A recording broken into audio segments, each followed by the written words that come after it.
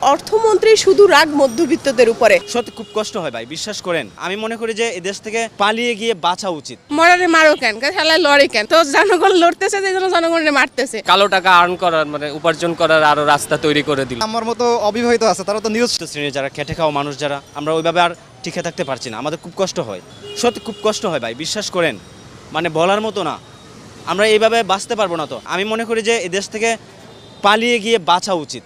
একটু বেজমূলে যায় দেখা উচিত যে মানুষের জীবনটা আসলে কোথায়। রাস্তায় পা ফেলতে যে কি মানুষ পিছলে পড়ে যাচ্ছে কিনা সেটা তো দেখা উচিত। এভাবে তো চলতে পারে না ভাই, একটা দেশ এভাবে চলতে পারে না। লক্ষ লক্ষ টাকা, কোটি কোটি টাকা, বিলিয়ন বিলিয়ন টাকা পাচার করে বিদেশে বাড়ি তৈরি করছে।